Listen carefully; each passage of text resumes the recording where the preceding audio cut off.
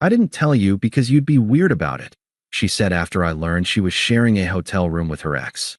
I didn't argue, just said, okay, and went to bed. The next morning, I moved out while she was at work. My note: didn't want to be weird about it. Hey viewers, before we move on to the video, please make sure to subscribe to the channel and hit the like button if you want to see more stories like this. Thanks. The Thursday night routine was a sacrament. I'd cook something simple like lemon garlic chicken and roasted vegetables. Qley would come in from her marketing job, kick off her heels by the door with a dramatic sigh, and pour 2 glasses of the decent Pinot Grigio we kept stocked. We'd eat at the small kitchen island, debriefing our days. It was comfortable. It was ours. At least, that's what I thought. The crack appeared subtly. That week, her phone, which usually lived screen up on the coffee table, started going face down. She'd get texts that made her smile, then quickly school her features into neutrality when she felt my glance. She mentioned a low-key industry conference coming up on Saturday. Just a few seminars, probably boring, she'd said, spearing a piece of broccoli. But it looks good for my annual review. I believed her. Why wouldn't I? We'd been together 3 years. We talked about maybe getting a dog next spring. Tonight, she was running late. Last-minute prep for the conference, she'd texted. My laptop had died, and I needed to check a work email. I knew her password. It was our old apartment number and her dog's name, a shared secret from when we first moved in together. It felt like an intimacy, not an invasion. I opened her laptop on the kitchen counter. Her email was up, and there it was, not even buried in a promo folder, sitting right in the center of the screen. A booking confirmation. Riverside Hotel and Suites. Check-in, Saturday, November 18th. Check-out, Sunday, November 19th. Guest name, Qley Bennett. Room type, king bed, non-smoking. Additional guest, Mark S. The heir left the room. Mark, her ex-boyfriend from college. The one with the complicated friendship. The one whose texts sometimes made her laugh a little too hard. The one I'd quietly, stupidly, been insecure about for years. She'd always reassured me. He's just a friend, Alex. That chapter is so closed. You have nothing to worry about. My hand was steady as I picked up my wine glass. I took a slow sip. I read the confirmation 3 more times. The price was listed. It wasn't a conference block rate. It was a standard weekend rate for a single room. A king bed. The key turned in the door 40 minutes later. Qley breezed in, all perfume and tired smiles. Ugh, what a day, she announced, heading straight for the wine bottle. How was the prep? I asked. My voice sounded normal. Eerily normal. Fine, tedious, she said, pouring a generous glass. Just printing name tags and things. You wouldn't believe the admin. Where's the conference again? The Marriott downtown, she said without looking at me, taking a long drink. I felt a cold clarity settle over me. The Marriott, not the Riverside Hotel. She froze.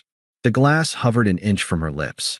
Her eyes, wide for a fraction of a second, darted to her closed laptop on the counter, then back to me. The mask of casual ease cracked, revealing calculation underneath. She set the glass down. Why would you ask that? Your email was open. I saw a confirmation. For the Riverside. For you and Mark. The calculation vanished, replaced by pure, defensive irritation. She didn't look guilty. She looked inconvenienced. Annoyed that her narrative had been disrupted. You went through my email? Her voice was sharp, an accusation designed to flip the script. The laptop was open. The confirmation was right there. I kept my tone flat. You're sharing a hotel room with Mark? She let out a heavy, put-upon sigh, the kind you'd use on a child who's asked, why one too many times. She crossed her arms. It's not a big deal, Alex. He's in town for the same conference. The rooms at the Marriott were, like, $300 a night. The Riverside was half that. It's just practical. Practical, I repeated. The word tasted like ash. Yes, practical. She rolled her eyes, a gesture that once felt playful and now felt contemptuous. We're splitting the cost. It's one night. You didn't think to mention this? 2. I don't know. Tell your boyfriend you were planning to share a bed with your ex-boyfriend? Her face hardened. Here it came. The preemptive strike. I didn't tell you because you'd be weird about it. She delivered the line with absolute certainty, as if stating a fundamental law of physics. You're always so insecure about Mark. You get that look. It's exhausting. I knew you'd overreact, so I just avoided the drama. It's just a room. We're just friends. You'd be weird about it. The phrase echoed in the silent kitchen. It wasn't an apology. It was a diagnosis. A condemnation of my character. The problem wasn't her secrecy. It was my inevitable, flawed reaction to it. She had made the decision for me, for us, based on my assumed deficiency. Are you going to make this a thing? She pressed, her voice dripping with exasperation. Because I'm really tired, and I have a big day Saturday. I don't have the energy for one of your moods. I looked at her. I saw the woman I'd loved, the woman I'd imagined a future with. But in that moment, I saw her more clearly than ever before. I saw the dismissal in her posture, the impatience in her eyes, the utter lack of respect disguised as pragmatism. The love I felt didn't vanish. It just curdled. It transformed into a profound, quiet understanding. Arguing would be weird. Questioning would be insecure. Expressing hurt would be a mood. She had boxed me in with her language, painting any response other than compliant acceptance as a symptom of my own failure. So I gave her the only response she'd left open for me. I took another sip of my wine, placed the glass carefully on the counter, and nodded. Okay, I said. No heat. No ice. Just a simple, factual acknowledgement. Message received. Her expression shifted from defensive irritation to confusion, then to a hint of triumph. She'd won. I wasn't making a thing. She mistook my clarity for capitulation. Okay, she asked, testing. Okay, I confirmed. I walked past her, out of the kitchen. I'm going to bed. Well, good, she said to my back, the wind momentarily gone from her sails. It's not a big deal, Alex. You'll see. I didn't reply. I walked down the hall to our bedroom, closed the door softly, and got into bed. I lay in the dark, staring at the ceiling. I didn't cry. I didn't rage. I just planned. The cold clarity was now a blueprint. Every item in the apartment was mentally cataloged as mine, hers, or ours. The ours items no longer held any meaning. They were just objects to be navigated around. The betrayal wasn't in the hotel room. Not really. It was in the sigh, the eye roll, the you'd be weird about it. It was in the deliberate choice to conceal, to manipulate the truth because she judged my honest reaction as an inconvenience. She hadn't trusted me with the truth because she didn't respect me enough to handle it.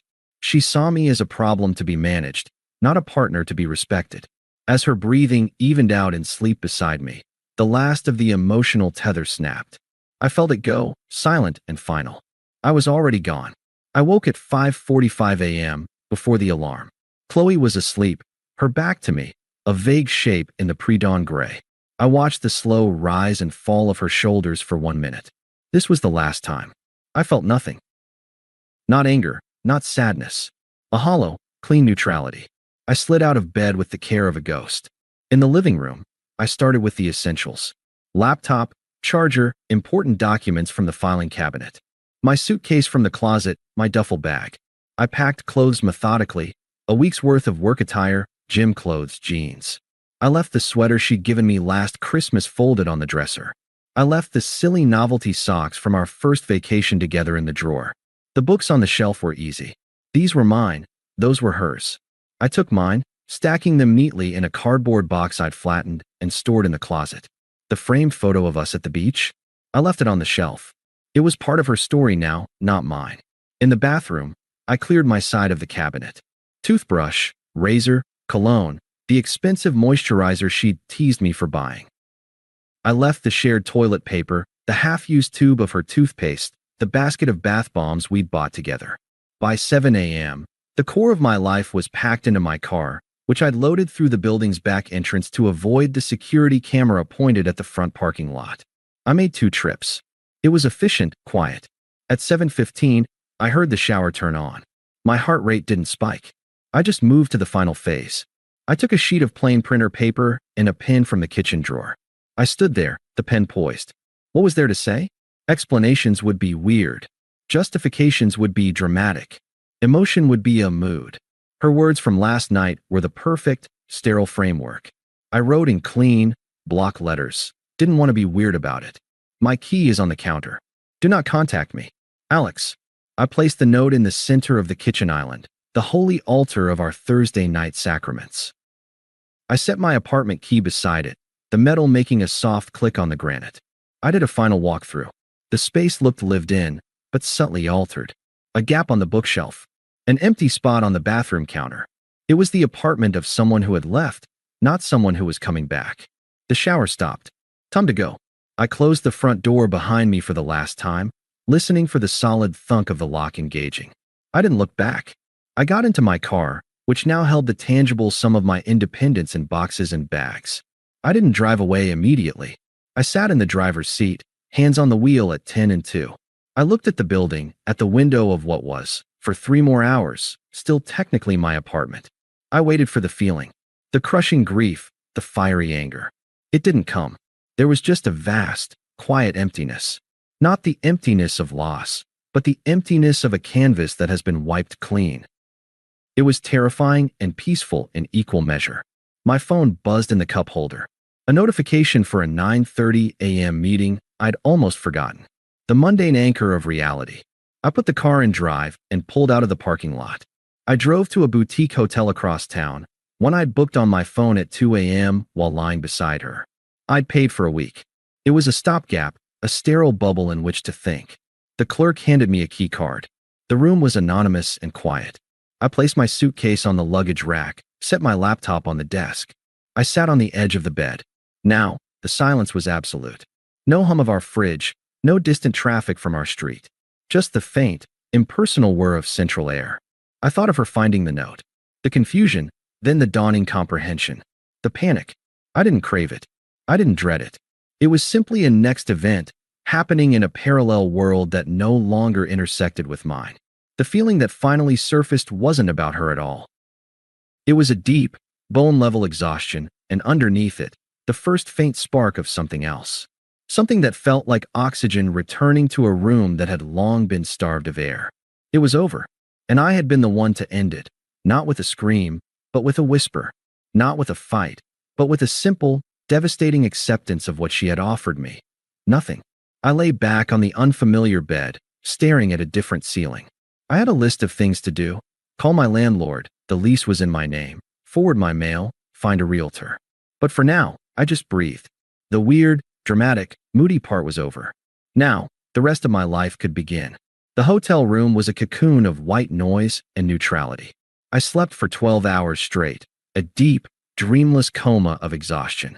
When I woke on Saturday morning, the day of the conference, the silence felt like a physical presence. I ordered overpriced room service coffee and sat at the desk, powering on my laptop. The first order of business was surgical detachment. I changed all my passwords. I removed her as an emergency contact from my work files. I logged into our shared streaming accounts, the ones under my email, and changed the passwords there too. It wasn't petty, it was administrative. Closing joint ventures. My phone, which I'd kept on Do Not Disturb, lit up like a distress beacon when I finally looked at it. 1:42 p.m., Saturday, Alex. Where are you? Did you go somewhere for work? The note. What does this mean? 3:15 p.m. Okay, this isn't funny. Call me. We need to talk. 5:08 p.m. You're really doing this? Over a misunderstanding? I'm at the conference. Call me. 10:31 p.m. You're being childish. You just left. You can't ghost me like this after 3 years. I read them with a clinical detachment. The progression was textbook. Confusion, annoyance, accusation. No apology. No acknowledgement of the misunderstanding being her deliberate lie. I didn't block her number yet. I wanted to see the script play out, but I didn't respond. Silence was my only language now. Sunday brought a new tone. 9:17 a.m. Sunday, Alex, please. I'm coming home. Can we please talk when I get back? I'm sorry I wasn't more transparent. Transparent. A corporate buzzword for a personal betrayal. Still not, I'm sorry I lied. Not, I'm sorry I shared a bed with my ex. I drove to a storage unit I'd rented online and moved the boxes from my car. It felt good, like consolidating troops. In the afternoon, my friend Dave called. Dude, what is going on? Qley just called my wife, sobbing. She says you vanished and left a cryptic note. She's freaking out. I took a slow breath. Did she tell you why? She said you had a fight about her going to a conference. That you overreacted. I could see it. Her version, polished for sympathy. He got weird about a work trip and just abandoned me. Dave, she booked a hotel room at the Riverside for Saturday night. A king bed. The reservation was for her and Mark. She told me it was a conference at the Marriott and never mentioned he was involved, let alone sharing the room. I found the confirmation. When I asked, she told me she didn't tell me because I'd be weird about it. The line was silent for a long moment. "Oh," Dave said finally. The single syllable was heavy with understanding. "Mark? Seriously? Seriously? Man, that's yeah. Okay. My wife is going to have a field day with this. She never liked how chummy Qley was with him." He paused. "What do you want us to do?" "Nothing. I just don't want to be the villain in the story she's telling." "You asked. Now you know. Do you want us to not talk to her?" "That's up to you. I'm not asking anyone to choose sides. I've just chosen my own peace." The phrase felt true as I said it. By Monday, the mutual friend radar was pinging hard. Texts from a few others, tentatively asking if I was okay. To each, I sent the same, calm, factual reply. "Ask Qley about the Riverside Hotel booking for her and Mark. Once you have her version, if you still want to talk to me, I'm here." It was a truth grenade. I wasn't arguing my case. I was just directing them to the source material and letting them draw their own conclusions. The responses were revealing. "Yikes. She told me it was a totally separate room situation. I'll talk to you later." "Wow. Okay. That explains the note. Take care of yourself, Alex."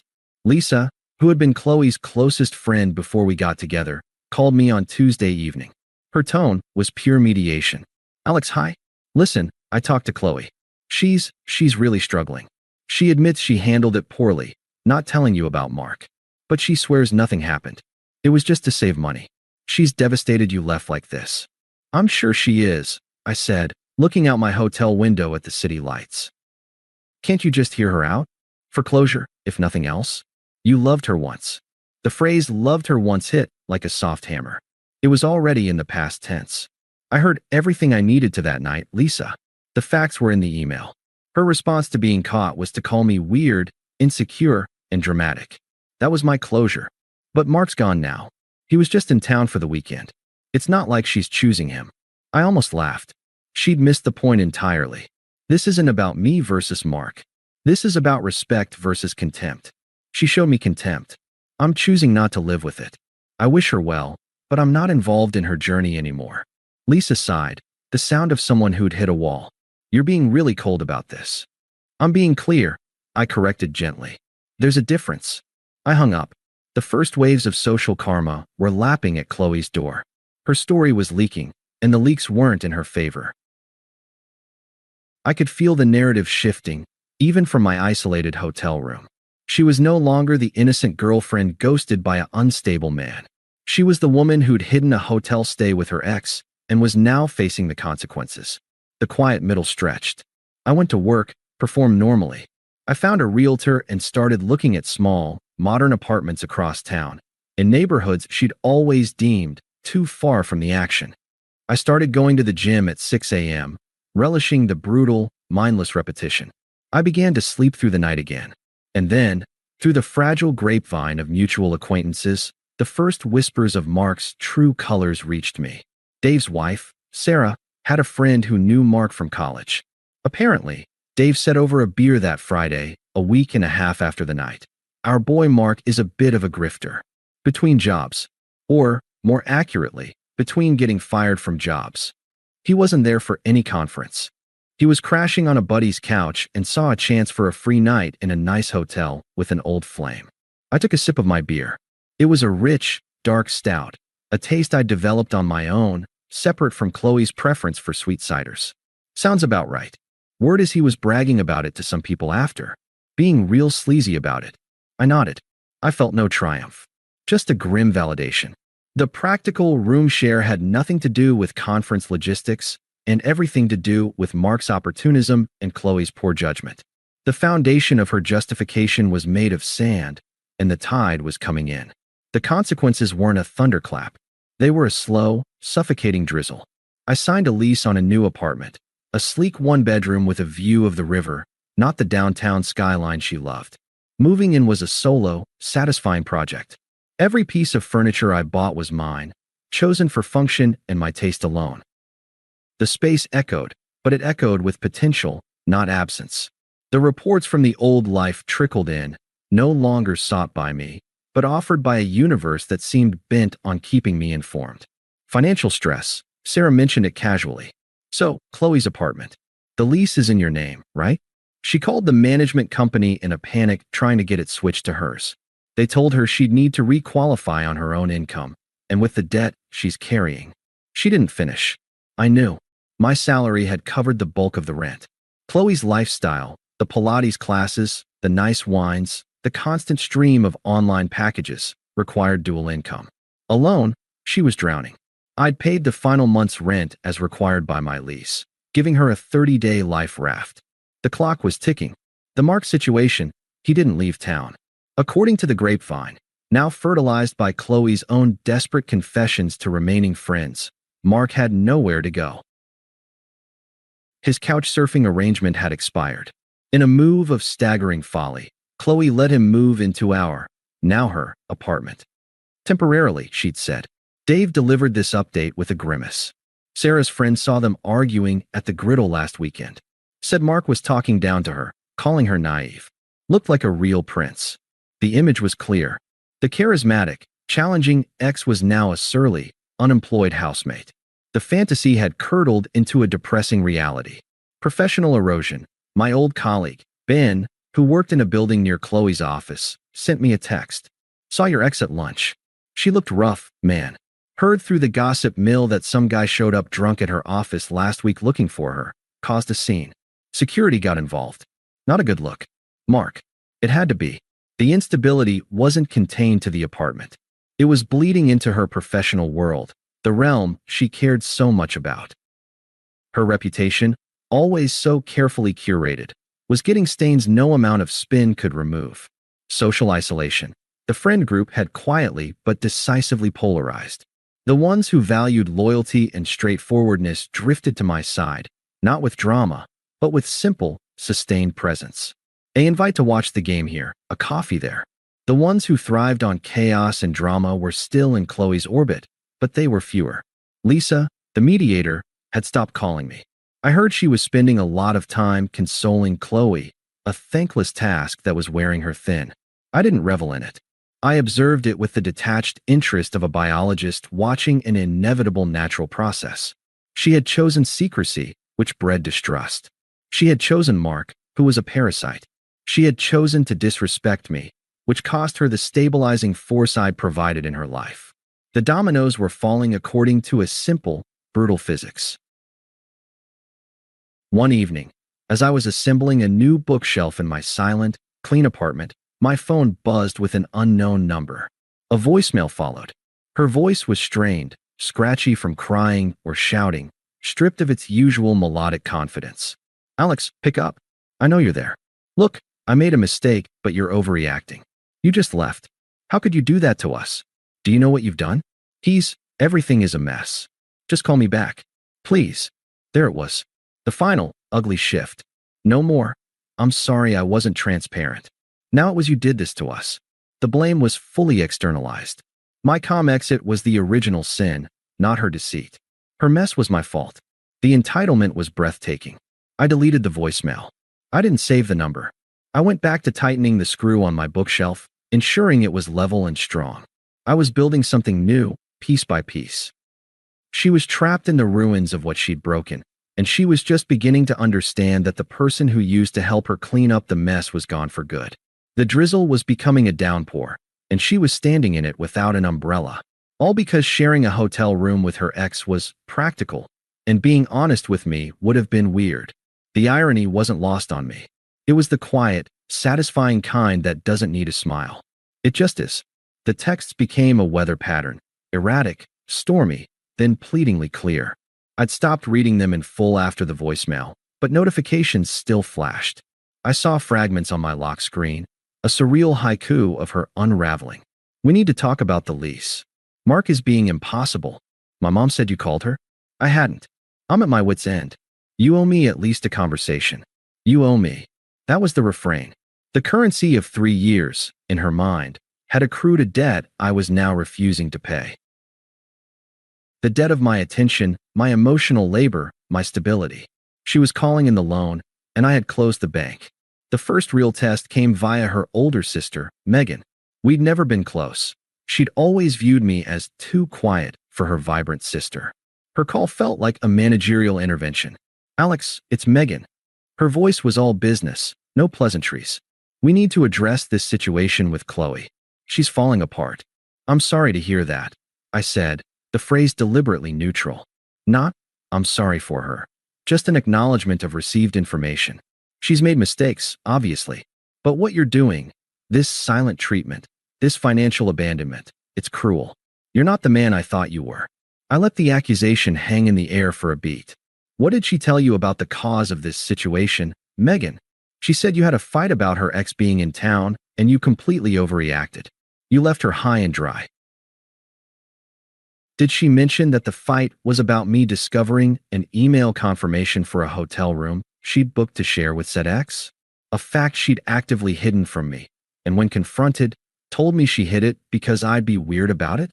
A pause, slightly shorter than Dave's had been. She said it was just to save money. Nothing happened. The issue isn't what may or may not have happened in the room, Megan. The issue is the lie, the disrespect, the contempt in her tone when she dismissed my feelings as weird. I chose not to accept that treatment. The financial and logistical consequences are a direct result of her choices, not my cruelty. She chose to lie. She chose to share a room with another man. She is now facing the reality of those choices, as an adult does. Megan's tone shifted from managerial to frustrated. So you're just going to let her sink? After everything? You loved her. Past tense, I said calmly. And I'm not letting her do anything. She's an autonomous person experiencing consequences. I'm simply no longer her shock absorber. I suggest she focus her energy on solving her problems, not on trying to manipulate me into coming back to clean them up. You're cold, Alex. Really, really cold. The line went dead. I felt nothing. Not even a flicker of guilt. Megan was part of the toxic ecosystem that had enabled Qley's entitlement. Their family motto might as well have been, your feelings are an overreaction to our actions. I was done with that entire language. The confrontation happened on a rainy Tuesday evening, 2 months after I'd left. I was leaving my new gym, a premium place with a parking garage. My hair was still damp from the shower, my gym bag slung over my shoulder. I was unlocking my car, a newer, quieter model I'd leased after returning the old one we'd co-signed for, when I saw her. She was leaning against a concrete pillar, looking like a ghost of herself. Her once bright eyes were shadowed, her posture slumped. She'd lost weight, but not the healthy kind. She looked frayed. You're a hard man to find, she said. Her voice was raw. Had to follow Dave's Instagram to figure out where you work out now. I finished unlocking the car, opened the back door, and placed my bag inside. I turned to face her, keeping the car door between us like a polite barrier. Qley, you just left, she burst out, the words cracking. After 3 years. You didn't fight. You didn't yell. You just left. Like I was nothing. Like we were nothing. I observed her pain. It was real, but it was the pain of consequence, not of remorse. I stated a boundary. You crossed it with a lie and a dismissal. Staying would have told you I accepted that treatment. I didn't. It was one night. One stupid, practical decision I didn't tell you about because I knew you'd be like this. The old script, but delivered with desperate energy now. You were right, I nodded. I am like this. I don't accept lies. I don't accept being spoken to with contempt. So your assessment of me was correct. Your gamble that I'd just get over it was wrong. She blinked, thrown by my agreement. He's gone, okay? Mark is gone. He was a parasite. He took money, and he was awful. He's out of my life. It's just me now. Can we please just go get coffee? Talk. This was the pivot. The admission of Mark's true nature, wielded as a tool for her redemption. See, I was punished enough. Now take me back. No, I said, my voice even. No. Her face crumpled, then hardened. What? You're perfect now. You live in your fancy new life, and you can't spare an hour for the woman you were going to build a future with. The future was based on trust and respect, I said, closing the car door. The thunk echoed in the concrete garage. You broke the foundation. The building collapsed. Having coffee in the rubble doesn't change that. Tears spilled over, but they were angry now. The desperation was morphing into fury. You're enjoying this. You love seeing me like this. Poor, miserable Qley, who made one mistake and got destroyed for it. You're pathetic, holding on to this like some grudge. I almost smiled. There it was. The true colors, blazing through the tears. When manipulation fails, rage arrives. I'm not holding on to anything, I said, opening the driver's door. I've let it all go, including you. You're the one who followed me here. You're the one holding on. I got in the car. She slammed her hand on the roof. Fine. Walk away again. You're a coward, Alex. You're running from real emotion, from real conflict. You'll die alone in your perfect, quiet little life. I started the engine. The purr was soft and final. I rolled down the window just an inch. Take care of yourself, Qley. As I reversed out, I saw her in the rearview mirror, standing alone under the harsh fluorescent lights, dissolving into helpless, furious sobs. I felt a distant pang, the faint echo of an old protective instinct, but it was smothered by the profound quiet of my own peace. She was a storm, and I had finally reached calm water. I didn't look back. 6 months to the day after I left the note, I was in the gourmet grocery store near my new apartment. I was buying ingredients for a dinner I was cooking for Sarah and Dave, a thank you for their unspoken loyalty. My cart held thick ribeye steaks, fresh herbs, wild mushrooms, and a bottle of expensive Cabernet. It was a card of contentment, of a life built on solid ground. I was comparing 2 types of sea salt when I felt a presence hovering at the end of the aisle. I looked up. It was Qley. The contrast was so stark it was almost theatrical. I was in well-fitted dark jeans and a soft, high-quality sweater, fresh from a weekend hike. I looked healthy, rested, solid. She looked diminished. She wore a red vest over a white shirt, the uniform for the cell phone kiosk in the mall across the street. Her hair was pulled back in a severe ponytail. In her hands was a small basket holding a cheap frozen dinner, a box of off-brand tea bags, and a discounted bar of chocolate, the portrait of quiet exhaustion. Our eyes met. Hers widened, flooded with a chaotic mix of shock, hope, and shame. Mine registered her, then returned to the salts. I chose the flaky Malden, placed it in my cart, and began to push forward, intending to pass her with a nod. Alex. Her voice was a whisper, scraping out of her. You look good. I stopped the cart. Politeness, a habit from a dead civilization, made me pause. Thanks. How are you? The question was empty of investment, the way you'd ask a cashier. A bitter, thin smile touched her lips. Not great, honestly. She seemed to gather herself, her gaze dropping to my full cart, then back to her meager basket. Mark. He cleaned out my savings before he left. For bills. He never paid a cent. I lost the apartment. I'm at my mom's. Just working this for now. She gestured weakly at her vest. I nodded. I'm sorry to hear that. The words were automatic, clean. A social script. I wasn't sorry for her. I was acknowledging a report of misfortune. The script, for her, was an opening.